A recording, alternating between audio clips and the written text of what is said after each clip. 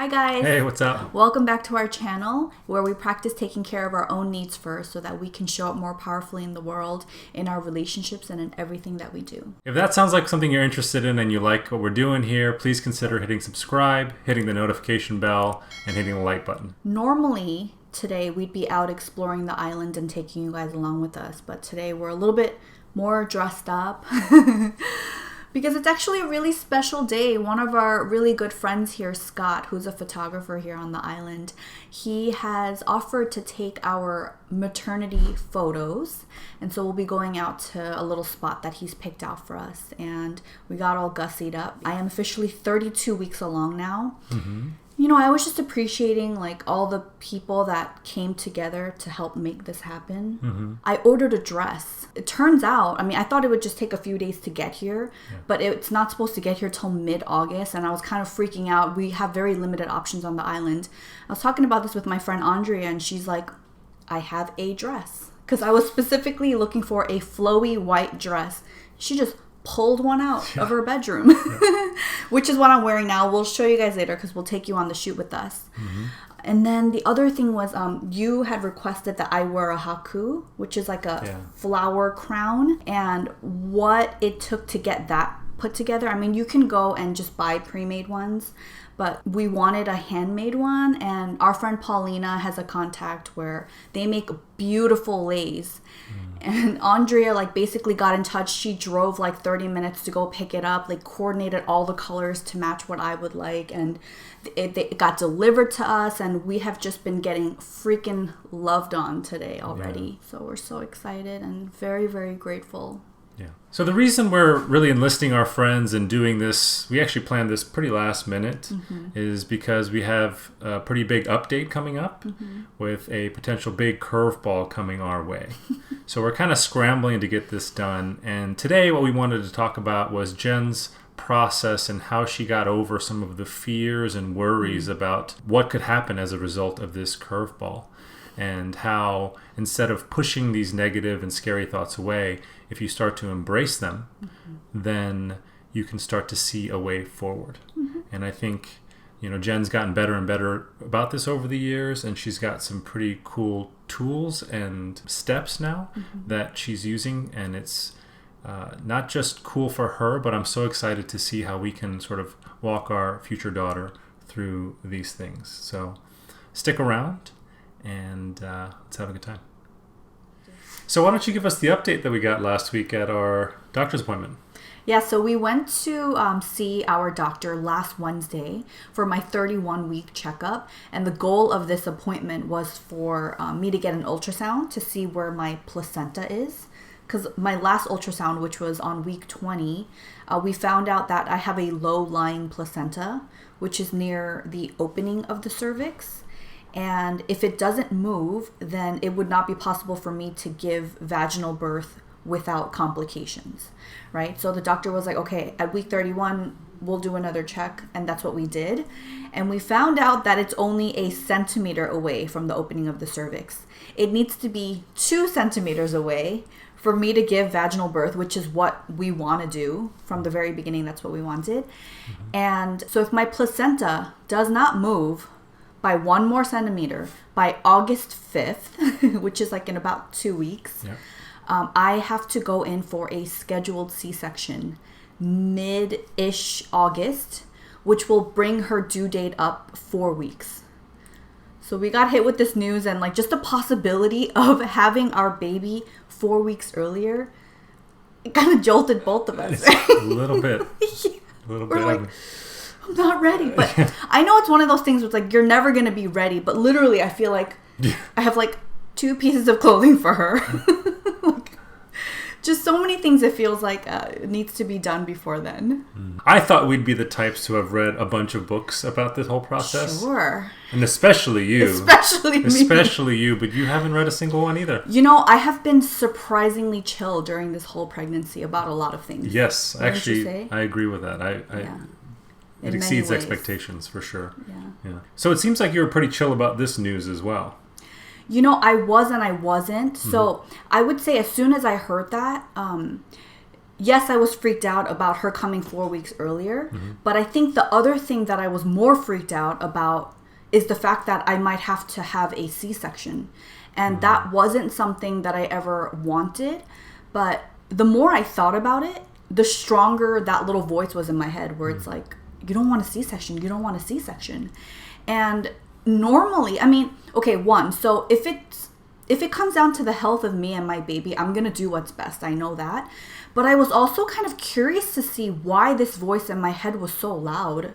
And I kind of started processing it just in my head. But I knew this was something that I wanted to sit and journal. Because I know that if I just kept just allowing this feeling to be there, I thought more things would come up from it instead of me trying to shush that voice. And what I realized was, one of the big reasons that I wanted to give vaginal birth is because I've heard that recovery is much quicker. And it's like, okay, like I want to be able to bounce back as fast as I can and just get to my pregnancy weight and to be able to move around comfortably with my baby. But it felt like there was something underneath that. Because all of that sounds great and my body will heal in the time that it needs to heal. But then there was like a sort of a fear related reason as to why I wanted to not have a C-section. And so once I started exploring that a little bit deeper in my journaling session, the thing that came up for me is the fact that, my sister, she was supposed to get married this year, this April. And because of COVID-19, she had to postpone her wedding until next March. Now, I'll be 6 months postpartum in March. And I realized that voice in my head was telling me, like, you better get back into shape so that you look good for your sister's wedding. And, there are going to be photos that are forever. And just this voice that just kept getting louder. And then I think normally there's a part of me that could have been like, oh my gosh, like, don't listen to this voice. Or like feeling ashamed that this is what I'm putting pressure on myself about, But the interesting thing is what I started doing was allowing that voice to be there. So I'm like, okay, well, you know what? Yes, it makes total sense that you would want to look great for your sister. I mean, she's like one of the people you love most in this world. You're going to be the matron of honor and you're going to be giving the speech. And you're going to see all these family members you haven't seen for a while. Of course, you're going to want to hear that you look well and healthy. And so I started just letting those voices come up and kind of inviting and allowing them to be heard. So the more I did that, immediately the other question that popped up for me as I was letting that out was, well, what do I have control over right now, right? And it just helped me shift my focus because I think from the very beginning, if I kind of shamed these voices and I try to go into problem solving mode, that never works. And a lot of times that's backfired with you and me. Yes. Like, I don't get to go through the processing, venting of like, hey, I'm having these feelings. They kind of feel stupid. Yeah. But then if I don't allow room for that and you're like, okay, what can we do? It almost feels like all of that gets dismissed. It gets exiled and then it gets put in this corner. And so because it wants your attention, it starts festering and it starts growing into this ugly thing that it really doesn't need to be. And so the thing that came up was like, what can I control? And for me, it just started pouring out of me all the things I can do. Like one, this journal entry came like 20 minutes before we were going to go head out for CrossFit. And I'm like, I can choose to work out today. And it's not because like I want to be skinny or anything, but it's like my goal whenever I go to the gym now, I want to move my body. I want to get my heart rate up and I want to strengthen my baby's heart. And that is enough like fire for me to just show up. So I started thinking like that. And it's like, okay, well, what else can I do? And it's, I can eat whatever I want, but in moderation, right? So I'm not even restricting myself like diet-wise. And now I'm just kind of inviting all the things that I can do that is sustaining me and fulfilling me.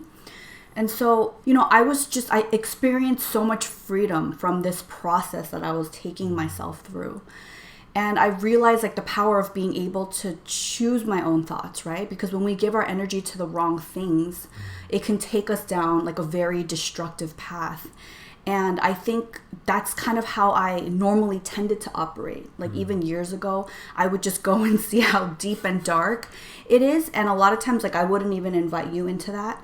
And then once I got so low, I would like grab myself and be like, all right, we need to get out now. And there was not very much, it wasn't like a loving process. Yeah. But again, it's like I'm thinking about my daughter, and it's like, what would I want her to know? Like, I would want her to know what she has control over, like the choices she can make.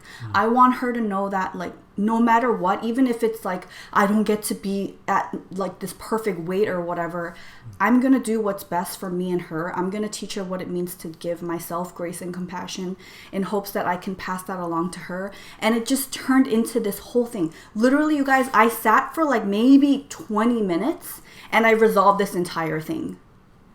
It's not a lot of time compared to the amount of stress you can go through. Exactly. Yeah. And I just thought it was so powerful. And even now, like, sure, like there is a part of me that's like still longing that for my placenta to just move that 1 centimeter so, you know, she can come exactly as planned on September 15th. But if my pregnancy has taught me anything this entire year, nothing has been in my... Not nothing, but a lot of the big pieces have been outside of my control. And I've been learning to relax and find humor and relaxation in all of that. And so I've been very welcoming, I think, towards uncertainty this year. I think, a lot of your growth was very accelerated by your best week ever last year when I went away. I got rid of this guy for a week. Yeah. And you started to take care of you like you're important. And I think that, with a daughter on the way, it makes it even more real. Yeah. And so it does accelerate it, but it doesn't mean that you weren't growing before then. So it's pretty cool to see you go through all this. Yeah. So in the spirit of receiving more, because we've been receiving a lot. So much. In relation to last week's video, we talked about this topic. Shortly, our friend Scott and his daughter, his 12-year-old daughter, Kainani, she is coming on board as the second photographer for the shoot.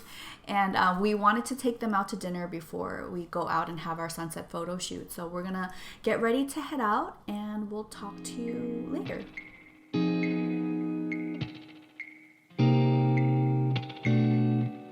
If I wrote you a symphony, just to say how much you mean to me, what would you do? If I told you you were beautiful, would you date me on the regular? Tell me, would you? Well, baby, we've been around the world, but I ain't seen myself another girl like you. This ring here represents my heart, but there's just one thing I need from you. Say I do, because I can see us holding hands, walking on the beach, our toes in the sand. I can see us on the countryside, sitting on the grassland side by side.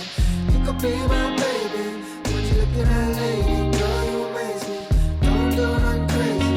See, all I want you to do is be my love, love, my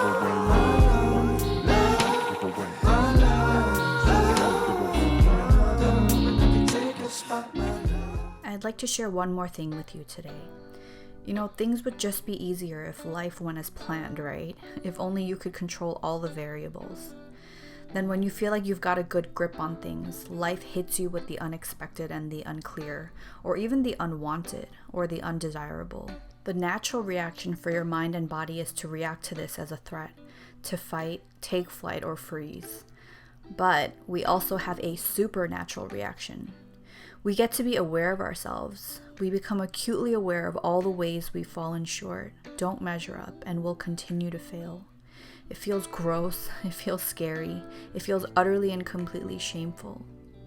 When I was journaling this morning, I was listening to a playlist I don't normally listen to, and I was really focused on what I was writing, that I was surprised this song that came on even grabbed my attention.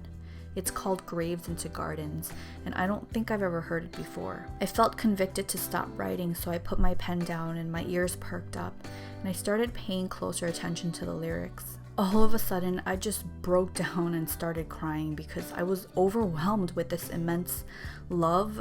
I don't know what else to call it. It took over my entire body, and before I knew it, I physically felt a warm embrace around me, as if Brandon came over and hugged me from behind, but he wasn't even home. It felt like someone had wrapped a blanket around me and made me into a little burrito. So my eyes were closed and I was swept up in the moment, but the second I was aware of this presence, I opened my eyes and even questioned if what I felt was real. Now, this isn't something that happens to me on a regular basis. I then told God, hey, I want to feel that again. If that was you, can you do that again? And as if on cue, my baby kicked me pretty hard. It wasn't painful or anything, but it was with a force that made me start laughing out loud. So I'm sitting there laughing and sobbing, and when I asked God to let her know how much she's loved already, she kicked me again. And the crazy thing is, she wasn't moving around before all of this. And after those 2 kicks, she was still. Or at least I wasn't able to feel her until hours later. I think this part of the story is incredible by itself, but ever since early on in our pregnancy, way before I knew the gender, God placed one name and one name only on my heart for this baby. And this moment that I had this morning was a bold reminder of that. I want to keep her name between me and Brandon until the day she arrives, so when that day comes, this story will make more sense. I was going to end by telling you that you have the power to choose your thoughts. You certainly do, but first you must recognize that you are worthy, that even your reactions are telling you that you're worth saving, that you're worth dying for. If there was something in this video that you really needed to hear today and you'd like to continue exploring it with us, sign up for our Above the Waves newsletter in the description box below. Thank you so much for watching. Take care of yourself and we'll see you next week. Bye.